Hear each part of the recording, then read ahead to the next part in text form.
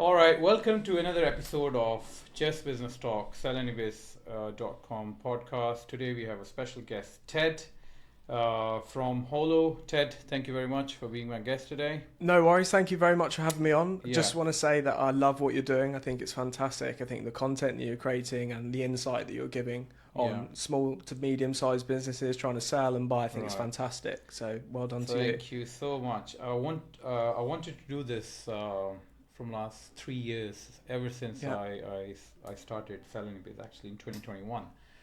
I never got time, I've been always busy, and I looked at other podcasts and I really thought there is a niche audience who want to have an advice of buying, selling businesses, especially in mid-market. I haven't found any.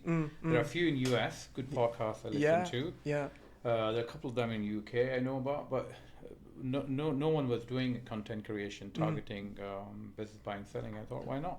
Yeah, it's fantastic. There's actually a lot of content creators on X as well, for small, medium-sized acquisitions and buying and selling, also for VC as well. I'm not on X. So I absolutely love that. It's my favourite platform. Really? My favourite platform now is TikTok.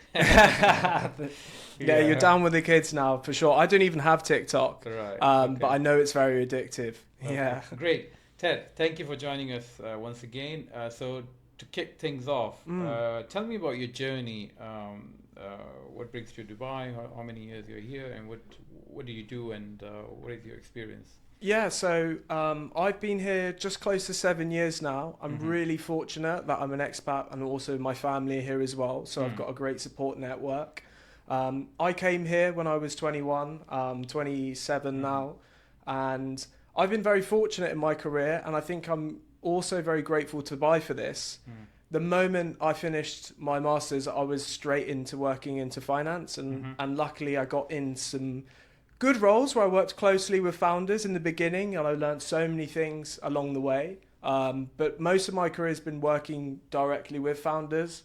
But I also want to give kudos to a couple of mentors that I've had as well who are in finance, who have been CFOs or finance directors as well, that have really kind of molded me and whipped me into shape. But yeah, so mainly finance for small businesses. Great. And you help raising funding for small businesses. Yeah, absolutely. Yeah. Very good. It's a very important element for my job. So I think we do pretty much the same kind of work, but in a different, in a deal flow. Yeah, of course. Yeah.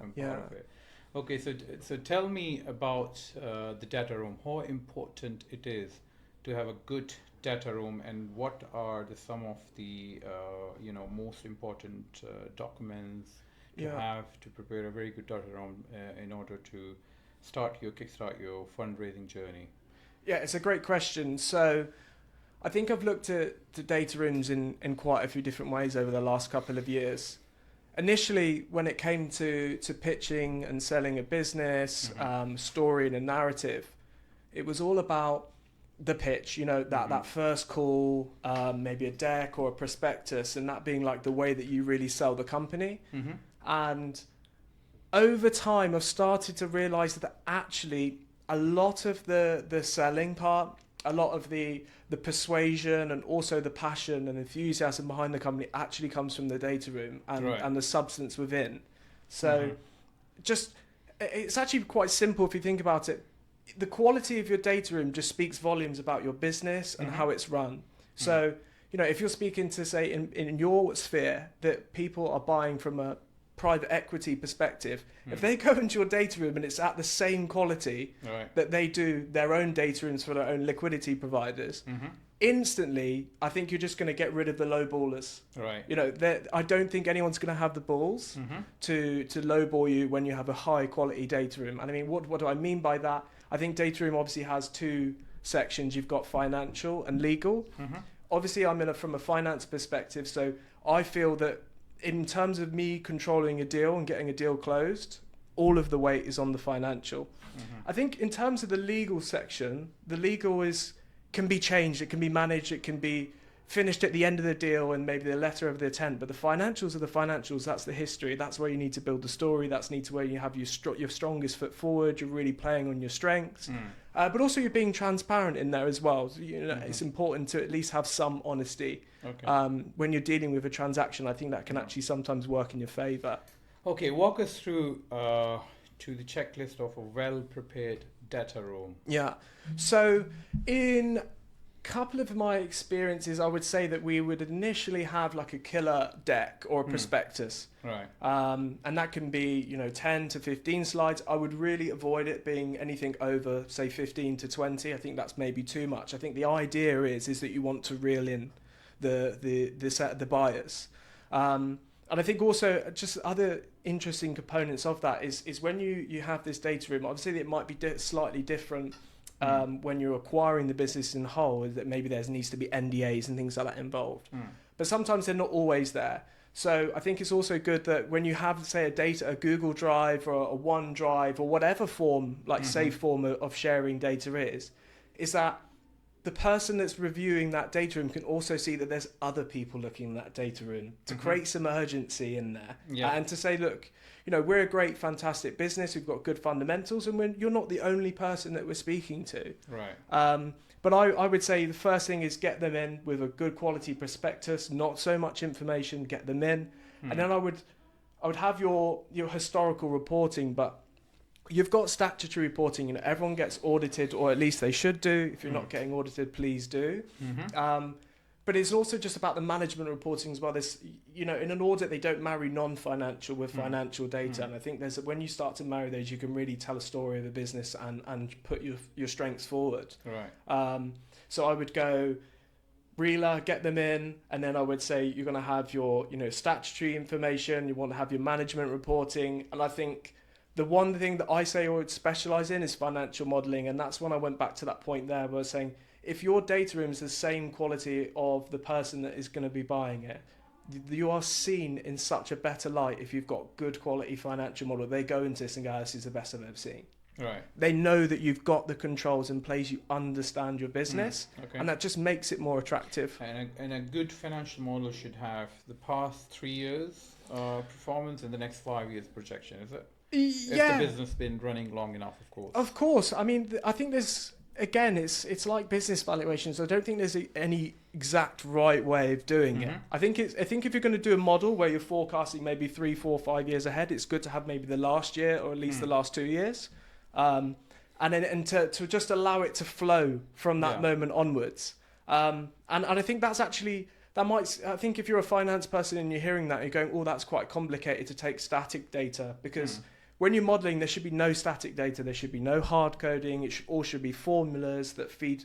It should be like your electric box in your house when you've got all the switches. You want to have tabs that are just inputs. It's talking about what is the growth rate? What is the seasonality? When does it pick up? When does it pick off? How much is your rent going to increase? How much is your staff increase is going to be? What are their bonus structures in? You have this huge control room and that will allow you to make these small tweaks and changes that builds on. But if you're thinking that you've got it from the past, if you've got that in place, it's so easy to add it all on together and really spit out a really accurate picture of what you're expecting. Okay. So what key elements make a company's financial presentation really compelling or, for the potential buyers or the investors? Yeah, so I think it's about playing to your strengths.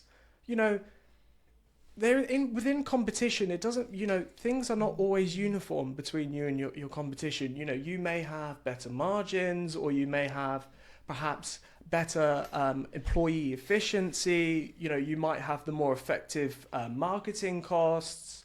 So when you're building out this model, you really want to play into those strengths. So when you go into the inputs, you'll run into the marketing. You'll talk about how you operate your marketing. That will feed into your P&L or into your balance sheet. And go, but look how cash efficient we are.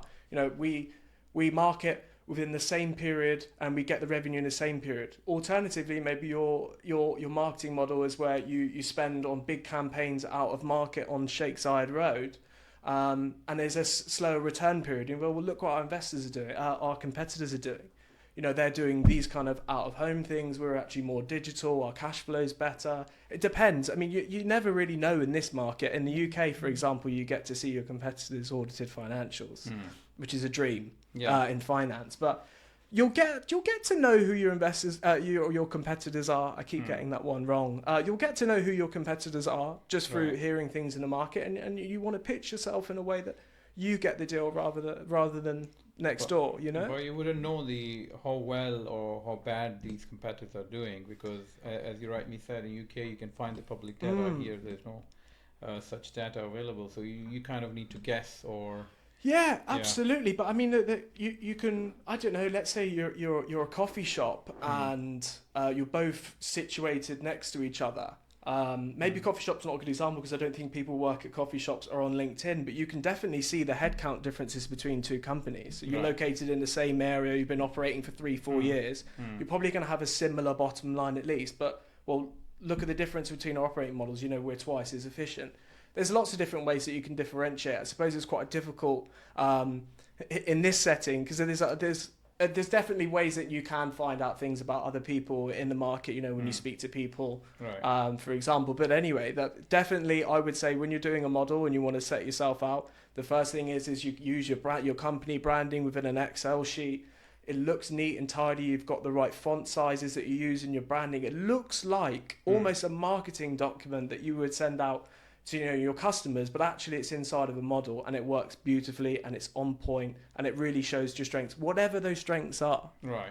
Okay, so you have been involved in both debt and equity fundraising. Yeah. So what are some of the pros and cons? And when it comes to fundraising, so what is your tell us some what do you call it? Some KPIs or some decisions when you're taking a decision. I want to raise a debt or I want to give away equity. How to take that decision right?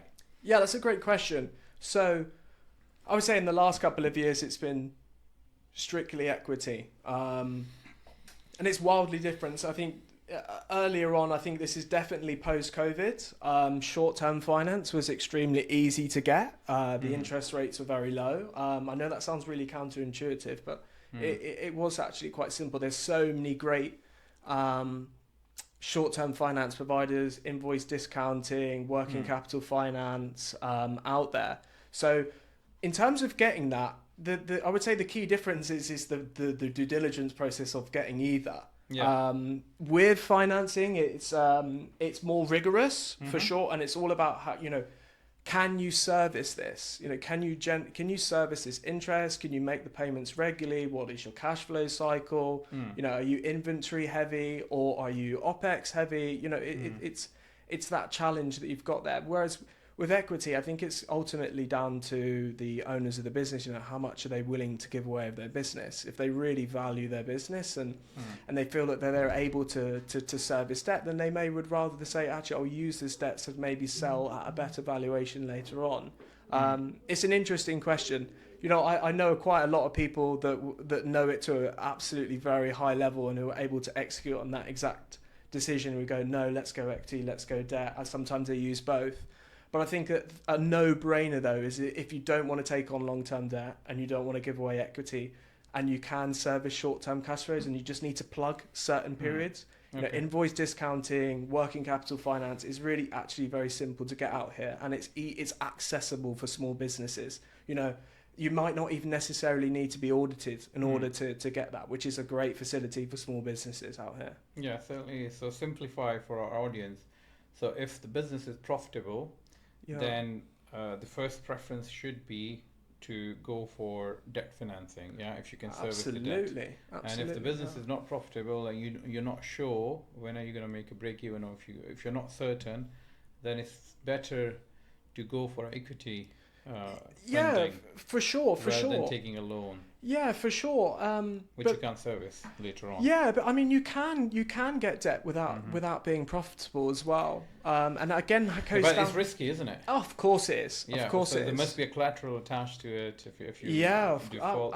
Absolutely. Yeah, that's right. Yeah, bounce checks, especially you don't want to have that No, thing. you don't. Yeah, that absolutely thing, you not. check No. Yeah. every check that I've ever issued in the last 7 years, I've set myself a reminder at least a week before it comes through on my Outlook, and I know that when it's coming out, right, we need to get this one cleared. I've never bounced a check personally or in my work life, so I'm very lucky on that. But yeah, you're absolutely right. Bounce checks, don't want to do that in the UAE, guys. The consequences are not as bad as it used to be back. They're getting softer. They're getting softer. Yeah, but still that's right. You get a travel ban immediately, so you better be careful. Right. So you talk about the power of good models in valuation. So what common mistakes companies make when they make financial modeling, which lead them not to reaching the valuation they intend or? Yeah, good question. So I don't think there's like one catch-all, but I think if I was to go in and look at a range of different businesses, let's say, for example, the last 3 years have been excellent. And I think you as a seller have seen that you've matured, that there's not so much future growth. I think it would be better for you to look at multiples on the past, to maybe if you have a good margin, then maybe go multiples of margin, or you okay, let's do a return on investment calculation for the prospective buyer. Whereas, let's say the last couple of years haven't been great, maybe post-COVID, you had a stunt in sales, but you had the assets there, and then maybe say the last 12 months you've shown growth, I would probably go on a forecasted model, for discounted cash flows. Obviously, a lot of private equity people, they love discounted cash flows. So if you're going to do that on a future basis and the assumptions are strong and you can really prove that there's at least been some recent history of growth, then go on the future. Right.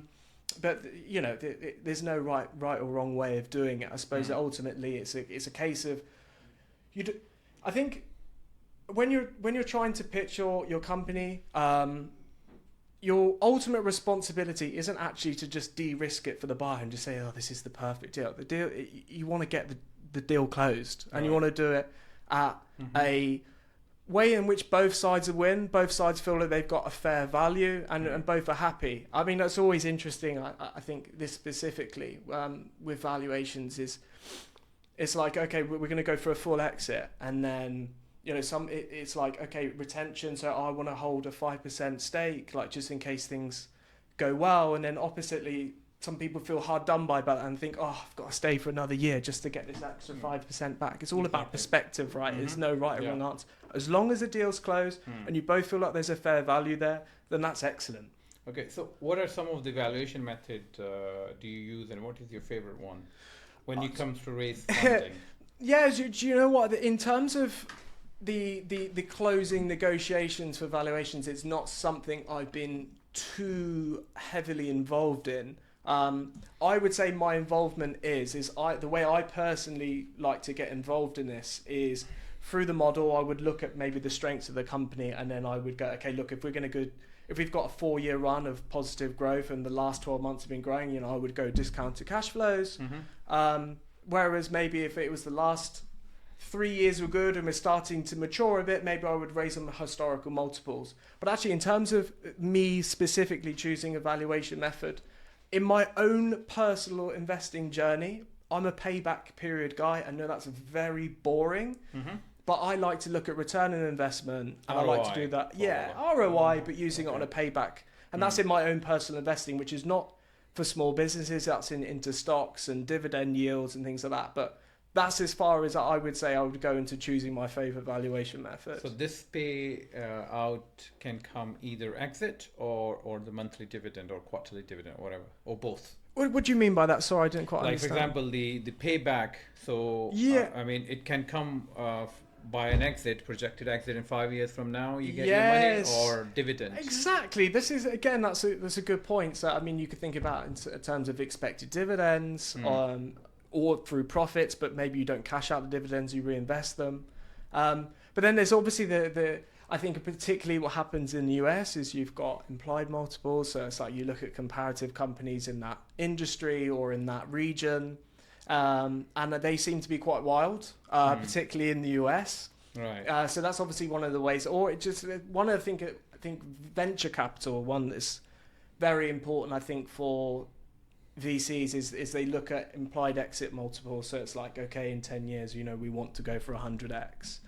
So they would value the company assuming they've got a portfolio of, say, 100 companies and they only need one to Phoenix. So it's kind of getting a return on, if one hits 100, then we'll happily let 99 lose, Right. Interesting. So, as you know, and we all know, AI is disrupting every industry. Yeah. So it's the time when everybody, you can't have a podcast without mentioning AI and tech. So how do you see AI is coming in play when it comes to valuations and projections and financial world? Yeah, I do agree with you that AI is a bit of a buzzword, and it kind of reminds me of like blockchain 5-10 years ago. Metaverse. And I mean, but you know what? If you're a finance professional and you're not using ChatGPT right now, please use ChatGPT, because the way that give us some use cases. Absolutely. So I would say maybe 3-4 years ago, I was guilty of hard coding in models, which is an absolute no-no. And I was also, I had ideas, this could link to this could link to that, and it could amalgamate a model. And I thought, well, what's the formula for that? Like, how do I structure that formula? You can go on ChatGPT right now and probably create one of the most powerful financial models that ever existed 5 years ago, yet you can do it now by just staying persistent, asking the questions. What formula can I use here? What formula can I use that? What format would you recommend? Like, what forecasting should I use with this data? Should I use time series? Should I use a regression? And just if someone is going to go in and buy your company and they can just see that the finance guy or even the founders or whoever it may be has created such an incredible model like that, it's just going to give you so much strength and the first foot forward in your negotiation process. So if you can use ChatGPT, guys, for doing your financial modeling, please do, because it will make you probably an Excel guru in 3 weeks. Great. Okay, now valuations. Yeah. Now we sell in Ibiz. We specialize in selling small and medium companies. Yeah. Companies between million and a 50 million revenue range. So this is our sweet spot, and there is not enough data available. I mean, if you go to tech, probably there are public data available on fundraising, multiply. So companies in this industry raise funding on this valuation. So in a restaurant or cafe, or there's no public data. So tell us about the multiply. So how do you use profit multipliers when it comes to business valuations, especially in small businesses? Yeah, I mean, there is a lot of information online on a global scale. Yeah. I think one of the great things that you're doing, Tahir, is you're building a lot of your own data. So, if I was to be coming here and saying, Tahir, I need you to help me sell my business, I would definitely think that you know a lot of comparatives on similar type companies like that. And I think that kind of works in your benefit. I think that's kind of one of your unique selling points is your experience. You know the comparatives. You'll be able to say, look, this multiple's probably a little bit too much, 10x, 8x, not sure about that. So I think what you're doing right here is probably going to be benefiting a lot of your clients, because you're going to have the comparatives there. But yeah, it certainly is a question to be had is, what multiples are applicable. Obviously, you've got regional multiples. So GCC multiples, and then you've obviously got industry ones. Again, there's no fine balance. You could take one or the other and say, look, we want to be somewhere between 5 million and 3 million. You'll get down to negotiations, but ultimately, I think if you sold a business just down the road a couple of weeks ago, I think you know exactly what a fair value is, right? So for us, small businesses are generally valued at either a book value or ROI based. These are two different ways. So I mean, the challenge we face here in our industry, the global statistics are looked at, they're not applied here. The reason is the average age of the business comes to us for sale is not more than 5 years or 7 years. So we don't have too long of a historic data because the motivation for business owners to sell here is different than what the motivation in let's say US or UK or absolutely. A lot of business owner back there sells because they're retiring, or they have other, so there are not many retiring business owners in UAE. Relatively, the population is young. We do have some business owners who have this motivation, but most of them are young people selling it because they started something from zero and then it became successful, running for a couple of years, 3 years, and they want to cash out and move in something else. So even more going to the murky waters of valuations, right? Like, what about an emotional premium? That someone is so emotionally attached to this business. That happens a lot, yeah. You know, the management are well favoured, and it's like, what, you're going to charge me an extra $1 million just because you love the GM and then you know his children? Yeah, of course. That's the murky business of valuations, isn't it? You know. Yeah.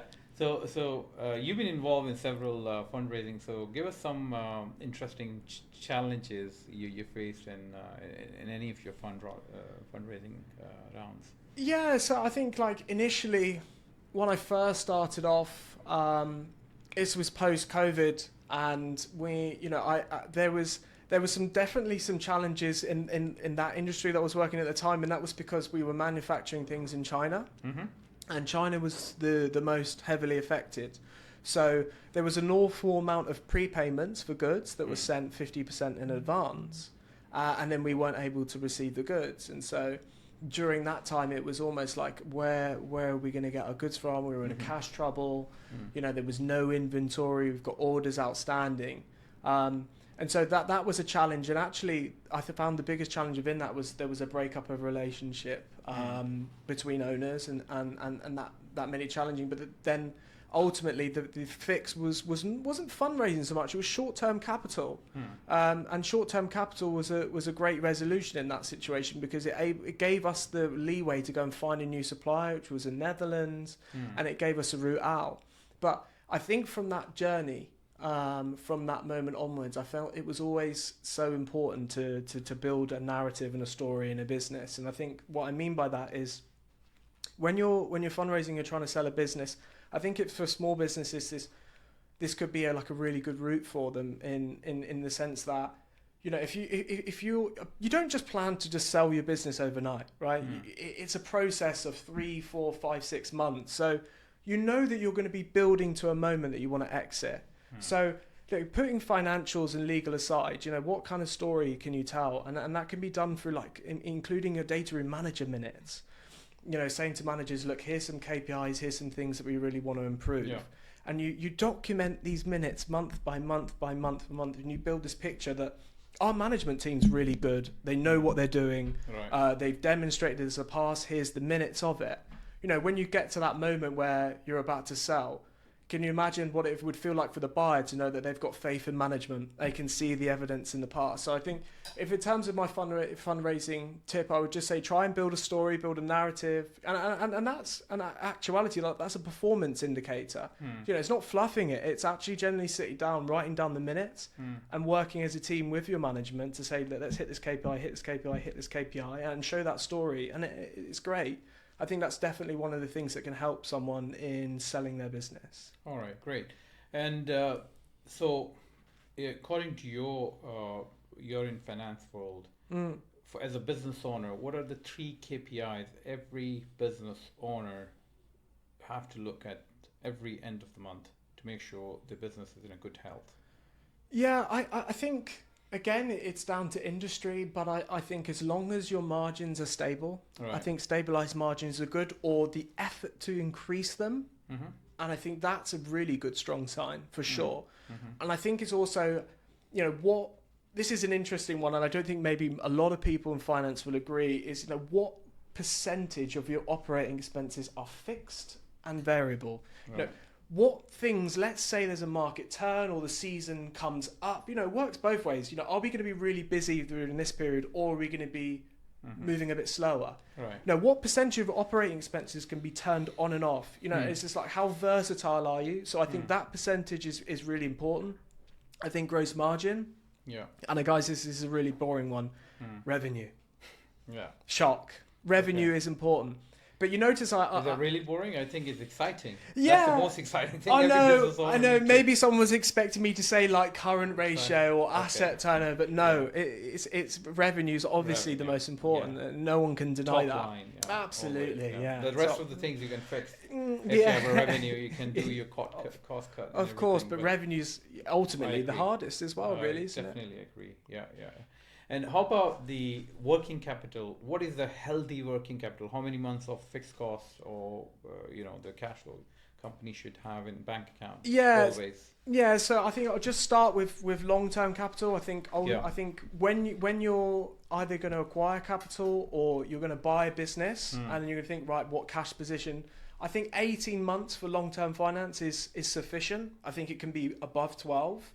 I think That's in liquid cash, or it could be in your books, receivables. Yeah, of course. Amalgamate okay. your All right. receivables as But well. it doesn't have to be in a liquid bank No, account of course balance. not. I think that would be daft. In fact, Right. obviously, I think Yeah, you Well, require that's what I was those thinking. returns. There's a lot of cash sitting in the bank. Yeah. So I just Right. mean in terms of a long term, it depends on like what your capital Right. appetite is. How Yeah. capex heavy are you?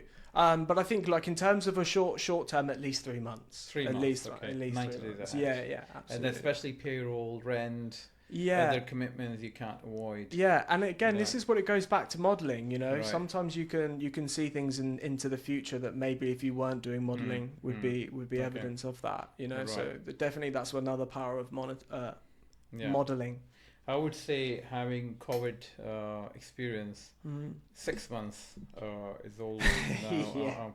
6 months is a wise Yeah, maybe working capital to keep. it shows you how accustomed I am to not being in COVID right Yeah. now. I'm sure I would have said 6 months a couple Yeah. of years ago, but now I'm saying 3. Yeah. Yeah, particularly it was a tough period for finance professionals to manage the cash flows of their company. How did you navigate COVID at your company during those periods? Well, I think we were lucky because we were in Dubai, and it was that very strict lockdown where no one could leave the house for like a month, 2 months, and then afterwards it was just like the economy just kept growing and growing and growing and growing, and more people from all over the world came. So there was a challenge in that. I think one of the benefits in my career in terms of finances, I feel like we're a little bit like cockroaches. When business is doing well, we're needed, and when business isn't doing so well, I think we're needed even more. So we definitely have got things to be doing, whatever side of the economy that we are. We're generally probably one of the last people to go for companies being liquidated. And we're probably one of the first hires that happens when a business starts to grow, to start managing the cash, etc. Do you see what I mean? Yeah. So what's happening in GCC in particular, UAE? Is it easy to find money for a startup? I'm not sure because I haven't really seen what it's like on the other side. I think if you compare the GCC to the US, of course the ticket sizes, the sizes that you can command in the US are much bigger than they are here. But I still think that the funding market and investing market is getting way better year after year after year here. So I'm actually really optimistic about the region in general, MENA. Yeah, I think it's a fantastic region. I think it's booming, and I just hope to be in this golden period that we're in right now.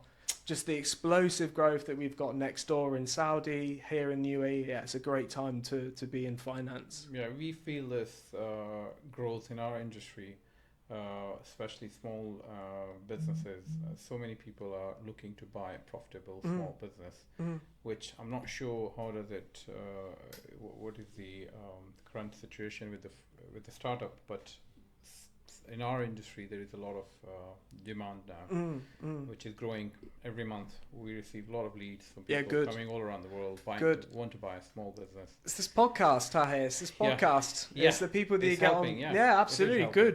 It's a helping. fantastic way of marketing. Yeah. And I think, I think what you're doing is really good. Great. Fantastic. Finally, any advice do you want to give us to any of our listeners who are looking to buy a business or existing business owner to manage their financials? Yeah, absolutely. I think, and again, I'm going to come from this from a finance perspective. I think there's obviously just so many other variables when you're buying a business, even as you mentioned that emotional attachment, can I actually buy this business and the seller let go? Yeah. But in terms of financials, I think, look, management reports have a lot of the interesting stuff in there. It gives you an insight into how they think about the business and how they report things. But I think ultimately, the one thing that should never be discounted is audits are audits. Audits are the financial reporting standards. Everyone has to abide by them. When you see an audit and you look at another company's audit or another company in a different country, you could benchmark it with other countries. ultimately these are the things that are the most powerful. Right. They are the fair and comparable statements of any company, and they do hold the most weight. Thank you. We will end today's podcast with the final remarks. Invest on your accounts. Thank you. Thank you very much. Thank you for